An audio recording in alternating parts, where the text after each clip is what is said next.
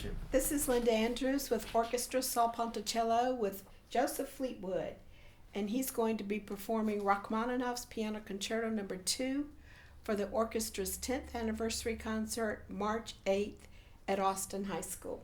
Joseph. Hello, welcome to my home. Thank you. Tell me about your piano. It's a Blüthner.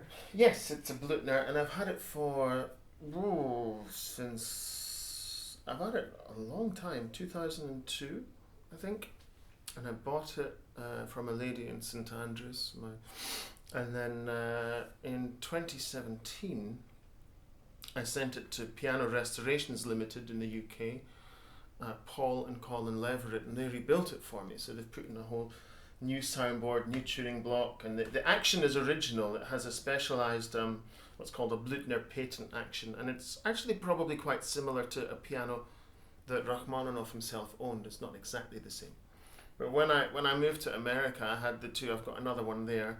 I had the two of them shipped over a couple of years ago, which was cheaper than trying to find a piano here. But also, I like my pianos, and I'm glad they're here, and I'm really grateful for the work that Piano Restorations did on the instrument. And I've always really...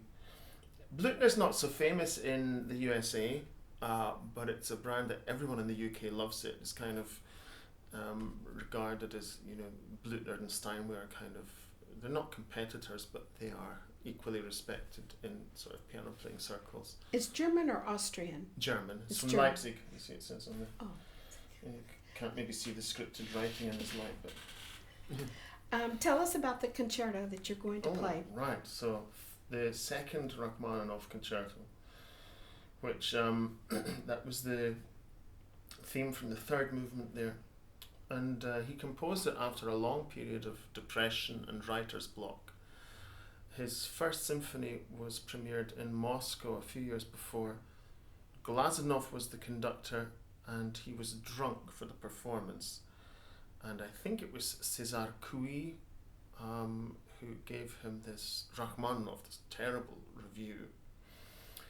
And Rachmaninoff didn't recover from it really very quickly, and he went to see Nikolai Dahl, and Nikolai Dahl helped him through psychotherapy to find his voice again. And he ended up composing this extremely beautiful and probably the best loved of his concertos, and maybe the best loved of all his works. How old were you when you learned it? 22, 23. And how long did it take you to learn it? It took me about a month really to get it under the fingers and memorised.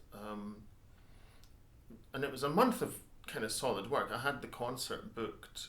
I didn't just start learning it a month before the concert. That wouldn't be a good idea. Probably 6 months before I started learning it.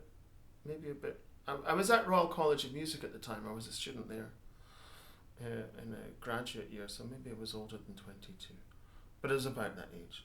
And so you performed it in Europe then? Yeah, I performed it with the Dulwich Symphony Orchestra in London and a few orchestras in Scotland. And it was really fun to play it back then. Funnily enough,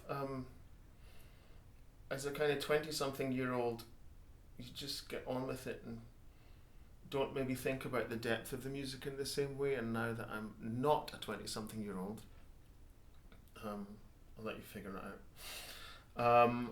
I think it's more difficult to play. It's not physically more difficult to play, but it's more difficult to play in terms of trying to mind for the emotional content and the depth that's inside it. In a way, that makes it more physically difficult to play because eventually everything comes back to a gesture, a motion on the keyboard, so you have to play differently. It's not just a matter of sort of being a virtuoso pianist and playing all these fast notes. It's a matter of trying to communicate something of the meaning of the piece or what it means to me to the audience through the piano with the orchestra and the conductor.